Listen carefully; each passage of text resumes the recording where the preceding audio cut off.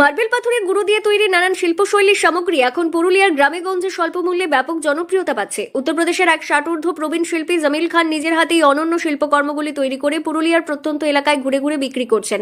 তার দক্ষ হাতের স্পর্শে মার্বেল পাথরের গুঁড়ো যেন নতুন প্রাণ পাচ্ছে। এই শিল্পকর্মগুলিতে সৃজনশীলতা ও ধৈর্যের এক অপূর্ব মেলবন্ধন লক্ষ্য করা যায়। প্রতিটি মূর্তি ও সামগ্রীর নকশা অত্যন্ত নিখুঁত, সূক্ষ্ম কারুকাজের মাধ্যমে সাধারণ উপাদানকে তিনি অসাধারণের রূপ দেন। মার্বেল গুঁড়ো দিয়ে তৈরি হলেও এগুলো যথেষ্ট মজবুত ও টেকসই, ফলে সৌন্দর্যের পাশাপাশি ব্যবহারিক দিক থেকেও এগুলি সমাদৃত। মূর্তিটা দেখে ভালো লাগছে। কিসের তৈরি এটা জানেন? এটা একটা মার্বেলের ডাস্টের তৈরি। কেমন লাগলো দেখে? দেখে ভালোই লাগছে। এই নিয়ে এসছেন বাইরে থেকে, উত্তরপ্রদেশ থেকে এসে দাদা বিক্রি করছেন।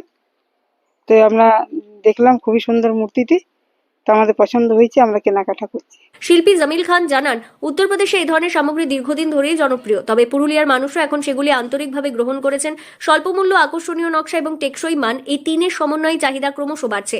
এই উদ্যোগ শুধু একজন প্রবীণ শিল্পীর আয়ের পথ সুগম করেনি, বরং স্থানীয় অর্থনীতিতেও ইতিবাচক প্রভাব ফেলছে। हम यूपी से आया पुरुलिया में अपना बिजनेस तैयार किया। ये मार्बल डेस्क द्वारा तैयार करने के बाद में अपना बिक्री करबे तो घर संसार हमारा इदिगे मोटा मोटी चल पे। कितने साल से ये बना रहा है? ये बना रहा है 20 साल से। प्राइस कितना है? 22 प्राइस कितना है? दाम कितना है? दाम 20 টাকা।